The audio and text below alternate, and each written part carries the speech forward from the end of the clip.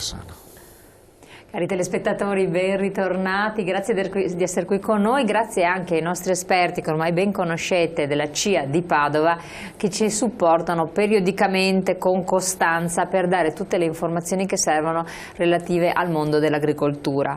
Un ambito primario della nostra economia, lo ricordiamo, non semplice, però di grande attrattiva, soprattutto per i giovani più che mai in questo periodo, quindi ci sarebbe un'agricoltura di rientro sotto certi profili. E ci sono anche aspetti molto interessanti da valutare, ma anche dei ma, e quindi cerchiamo di capire quali sono, dando delle risposte a coloro che ci hanno scritto, che ci hanno anche chiamato, lasciando delle interlocuzioni un po' così da capire meglio. Ricordiamo che naturalmente le associazioni di categoria, la CIA in modo particolare, sono vicini agli associati, a chi si occupa di agricoltura sul territorio, anche proprio per dare le risposte alle questioni anche più semplici, più ordinarie, più banali o anche di normale amministrazione, quindi per risolvere i problemi. E gli sportelli sono appunto aperti e si adoperano proprio per questo, per gli iscritti e per chi naturalmente vuole entrarne a far parte. Qui con noi in studio, ben ritornato Roberto Betto, presidente della CIA di Padova, grazie di essere qui con noi. Buongiorno a tutti i telespettatori. E ben ritornato anche all'esperto dei giovani che è Luca Trivellato, presidente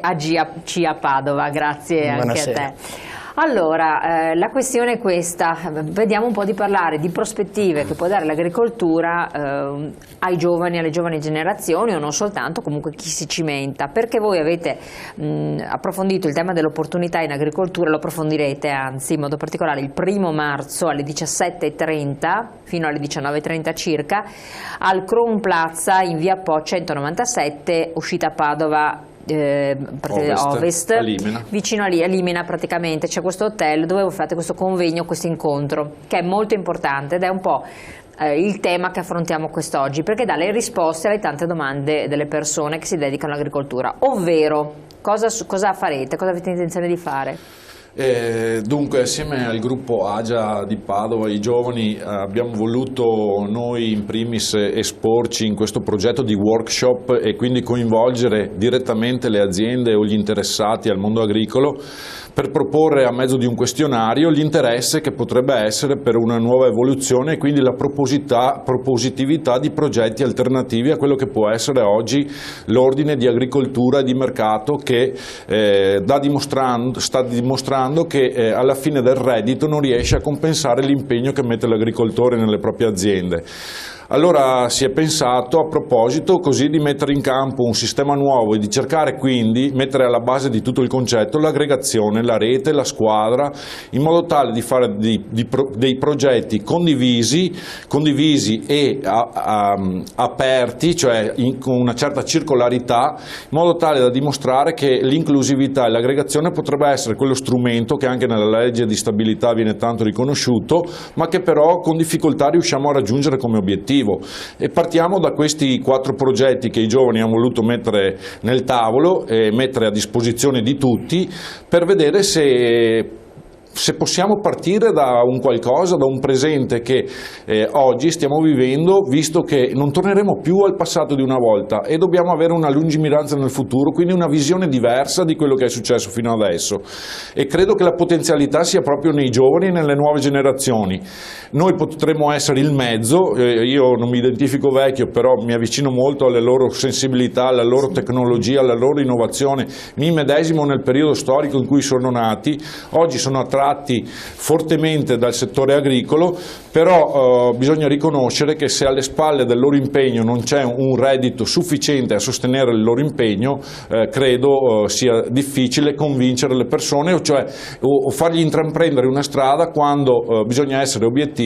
il reddito non c'è. Allora, sono sostanzialmente alcuni punti di grande difficoltà, le questioni burocratiche per realizzare un progetto, quindi occorre fare sistema per risolvere in modo migliore le questioni burocratiche, le questioni amministrative e le richieste di finanziamento. Questi sono i primi 3 aspetti, poi ce ne sono tanti altri. E in agricoltura richieste di finanziamento e aspetto amministrativo burocratico, che secondo me vanno insieme,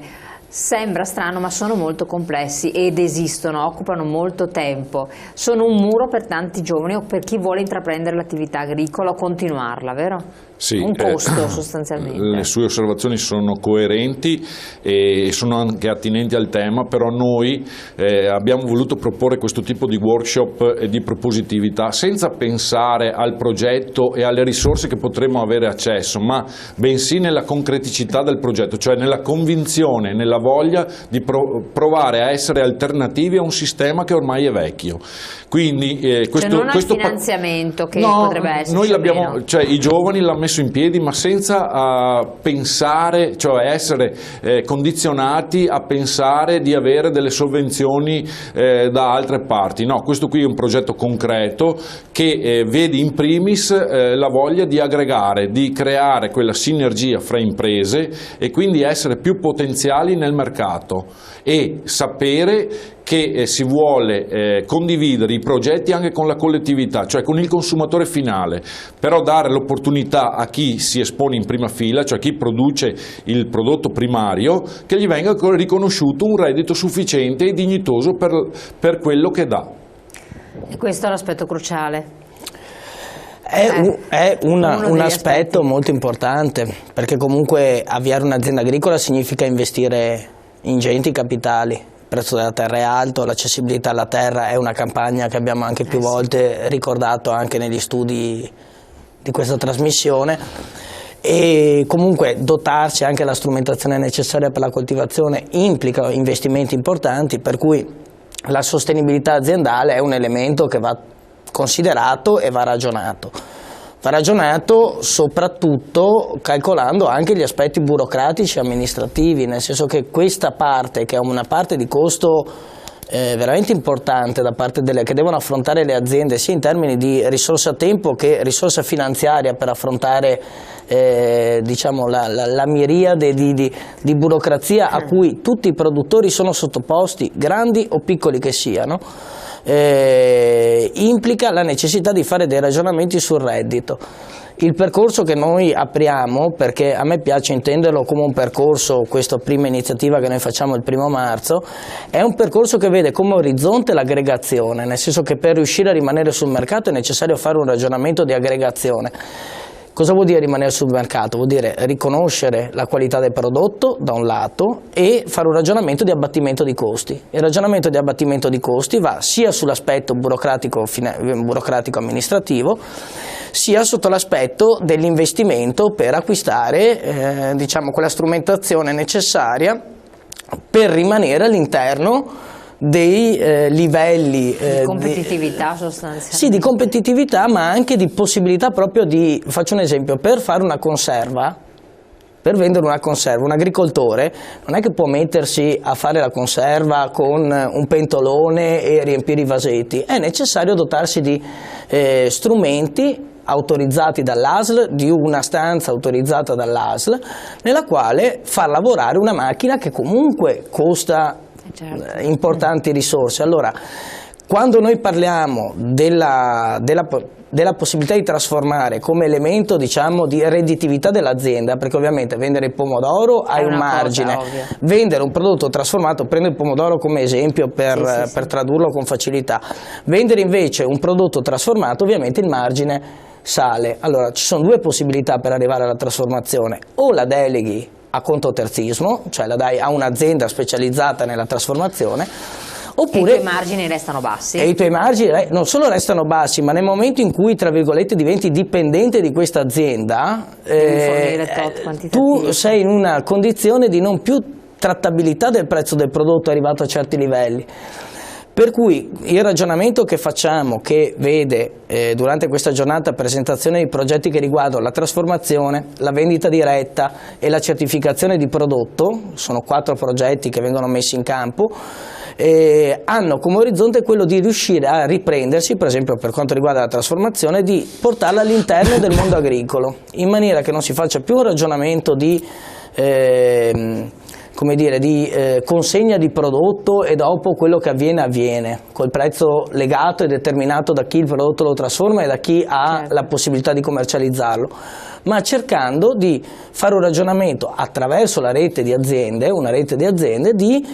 portare all'interno del ciclo produttivo di una rete di aziende anche la trasformazione per aumentare quel margine, quel plus valore del prodotto che è necessario per garantire la redditività alle aziende. Cioè, quindi sostanzialmente tutta l'attrezzatura, prendiamo l'esempio, per fare la passata famosa di pomodoro, la condividete, insomma, fate un acquisto insieme, collettivo, insomma cercate di trovare un sistema che resti nell'ambito di questo gruppo che ha deciso di fare questo lavoro. Questo è uno dei progetti, è uno dei possibili progetti che verrà ragionato durante questo workshop, al quale ovviamente invitiamo tutti a partecipare, nel quale sarà possibile alla fine della giornata dare la propria votazione, tra virgolette, il proprio interessamento a uno o all'altro prodotto, all'altro progetto. In questo modo alla fine della giornata riusciremo ad aver creato dei gruppi operativi che cominceranno a lavorare sul progetto specifico. Questo dopo si indirizzerà anche all'eventuale ricerca di finanziamenti, ma questo qua diciamo che i finanziamenti devono essere sempre visti come un elemento di supporto esterno, non di garanzia di riuscita dell'investimento economico e della rete di relazione. Quindi a prescindere, perché l'inghippo sennò era sempre quello di cercare di restare negli ambiti del progetto e del finanziamento e si resta bloccati lì. Esattamente, io comunque credo che per ragionare su una politica agricola regionale e territoriale che abbia a cuore quello che è il nostro territorio, quello che sono le aziende agricole, un interessamento da parte di chi distribuisce anche risorse rispetto a progetti di aggregazione che sono tra l'altro voluti anche dall'Unione Europea, non è che ce lo stiamo inventando io e Roberto, questa idea di aggregare le aziende agricole. Io conto che comunque ci sia anche un interessamento a livello politico per riuscire a fare questo passaggio, diciamo che è anche se vuoi un passaggio culturale delle nostre aziende, nel senso quale aggregazione nel Veneto non sempre si è riusciti a dare, a differenza di altre regioni come l'Emilia Romagna e la Toscana.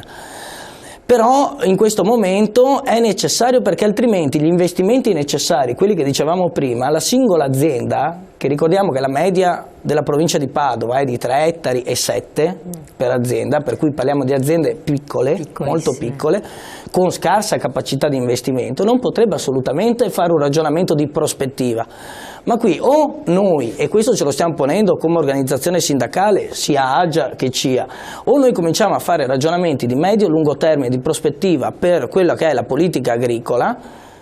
oppure rischiamo di trovarci nel brevissimo periodo tagliati fuori ad avere abbandono della terra piuttosto che concentrazione da parte di grandi imprese industriali e quindi tutti i ragionamenti che noi facciamo e che la gente fa, ma anche la stessa politica fa rispetto alla tutela ambientale, all'ecosistema garantito, nel momento in cui tu non hai la diretta coltivazione del fondo da parte di aziende che riescano a controllare quello che viene fatto e che ci tengano in prima persona a farlo, insomma è vanificato. Esattamente. Buongiorno a tutti gli ospiti, io sono un agricoltore iscritto a altra categoria, mi fa piacere sentire che i giovani vogliano entrare in agricoltura e quindi insomma è una cosa che senza dubbio... È un buon presupposto. Ma infatti volevo chiedere, ma è più semplice per i giovani fare questo passaggio che non per le generazioni già dedite da tempo? Appunto giustamente ha fatto l'esempio, siamo in Veneto, non siamo in Emilia Romagna dove già c'è una cultura diversa o in Toscana. Qui il discorso di aggregazione anche a livello imprenditoriale non è semplice, un po' la forma mentis, cioè faccio tutto per conto mio, un po' di diffidenza, un po' a volte di fregature che molti raccontano essersi prese da fratellanze varie, portano anche a questi risultati, mentre magari per il giovane che intraprende l'attività o che la eredita, l'acquisisce eccetera, è forse più semplice. No, è che i giovani hanno un'altra visione di aggregazione. Quella cioè che cos'è la differenza? Esatto. La differenza è una questione culturale, perché oggi se al posto di Luca ci fosse un signore che fa agricoltura da 40 anni e ne avesse 60 e gli parli di smartphone, gli parli di PC, gli parli di comunicazione telematica, sicuramente andremmo un po' in crisi. Invece loro, avendo una visione, cioè in tempo reale oggi possiamo essere a contatto con il mondo intero, intero, cioè di tutta la sfera terrestre. Quindi sono dei presupposti. Ma perché questo? Perché è stata la generazione, cioè loro sono 2 generazioni indietro, quindi con un'evoluzione, una voglia di intraprendere un'attività, riconoscendo nell'agricoltura un settore primario di particolare importanza, perché primis dà il cibo, quindi certo, dà la possibilità di vita, e aggregando la loro evoluzione in crescita e magari mettendo la nostra gerla di saggezze, però in un periodo in cui abbiamo distrutto il territorio, abbiamo depauperato, abbiamo utilizzato malamente anche il suolo, e oggi saremo costretti a pagarne le conseguenze. Se non investiamo in queste nuove culture, in queste nuove generazioni, probabilmente veramente la crosta terrestre finirà di vivere e di dare una certa produzione, perché voglio ricordare che anche la terra, se non parla, non respira e non ha modo di comunicare, però è un essere vivente anche lei, è quella che ci dà la possibilità, assieme all'acqua e al clima, a darci prodotti per sostenere la nostra vita quotidiana, e quindi il cibo e l'alimentazione. Invece attenzione allo spreco piuttosto, perché noi nell'era dell'evoluzione del consumismo, quale è stata quella degli ultimi 30 anni, talvolta abbiamo sprecato anche tantissime risorse e prodotti che oggi, se facciamo un'analisi, diciamo: ma perché abbiamo fatto questo tipo di scelte? E allora è giunto il momento di cambiare. Il passato di una volta non lo potremo più rivivere, e allora bisogna prendere coscienza che questo è il presente, è una base di partenza, cercando di accostare la nostra esperienza e gli errori che abbiamo fatto o che siamo stati costretti a fare per un'era di evoluzione talmente veloce, in tempi in cui il mondo andava, l'economia girava a gonfie vele. Oggi le conseguenze le pagano queste nuove generazioni, e credo non sia giusto. Ecco, però avete, e questa è una riflessione correttissima, avete una marcia in più, potreste avere una marcia in più. Di fatto, a parte questo, l'utilizzo della tecnologia, poi andremo a vedere, perché tra l'altro progetti su cui scegliere puntano appunto su aspetti molto innovativi, ma anche il fatto che, e se ne parla in questi giorni, perché ci sono programmi di inchiesta, film, docufilm, film provocatori che parlano della zona delle terre dei fuochi, e non solo, della Calabria, della Campania, dove c'è l'agricoltura, un'agricoltura malata, che fa ammalare, che fa morire, prodotti che purtroppo vengono smerciati, che finiscono nelle grandi catene distributive, nella poi grande distribuzione da ultimo, ma girano non solo l'Italia, non solo il luogo, la regione, che vabbè, l'Italia, l'Europa, quindi ci ritroviamo ovunque nei nostri piatti, nolenti o dolenti. Cosa succede? Che di riflesso, parlando anche con diverse persone, famiglie eccetera, viene da attaccarsi al proprio territorio, di cui dici: beh, insomma, vedo che qui grandi discariche, cose dei rifiuti, riciclo di rifiuti tossici radioattivi, teoricamente non ce ne dovrebbero essere, perché è un passaparola, più o meno si sa, ti fidi, è una persona giovane, non dovrebbe essere anche più pura di altre, mi fido, vado a prendere da quell'agricoltore, da questo, e quindi voglio il prodotto del territorio. Mi viene in mente il discorso della conserva, ben venga, perché proprio ne parlavo ieri con una famiglia che diceva: io non voglio più comprare le passate di note marche per fare la classica pasta asciutta, perché ho il terrore che questi pomodori, altro che dalla Cina, magari venissero dalla Cina, ma se mi vengono dalla terra dei fuochi, dove è ben peggio. Sì. E quindi dici: prendo la passata del contadino, basta che non mi costi, però c'è quel aspetto, e là entra il vostro discorso, basta che non mi costi una cifra, perché certo, altrimenti non puoi più mangiarla, perché se, che solito discorso, le mele, perfetto, sono bellissime, ma costano troppo, il cittadino non può farlo, per cui avete quest'arma in più. Leggiamo anche i messaggi, se no dopo ci richiamano che non leggiamo i messaggi. Io sono ottimista, ma purtroppo il reddito ultimi anni è crollato, pochi soldi, è pagato sindacati, almeno il mio sindacato, e ora il impossibile. Grazie sopravvivere è diventato impossibile, è diventato praticamente c'è anche paga il sindacato, tanti costi. Allora, da un lato abbiamo chi ci scrive che sostiene costi elevati, il consumatore finale che vorrebbe un po' risparmiare, però avete la chance che in realtà la voglia c'è di venire, quindi non è che dice che schifo, non mi interessa, c'è fortissima voglia si tratta di attivare il meccanismo a questo punto. Allora, il tema è complicato ma non così difficile, secondo me, nel senso, innanzitutto non si parte da un anno zero, noi arriviamo dopo anni e anni e anni, come diceva giustamente Roberto, in cui si è andato costruendo un sistema che ha implicato anche un aumento della burocrazia e un aumento hanno complicato le cose che devono essere semplici. Cioè, i telespettatori forse non si rendono conto, però le complicazioni che ci sono nel produrre materia prima anche lì sono qualcosa di incredibile, a seconda del settore, ma ognuno per il suo, perché si parte da una concezione, secondo me, che i politici dovrebbero dirlo a chiare lettere, cioè volete dare la possibilità di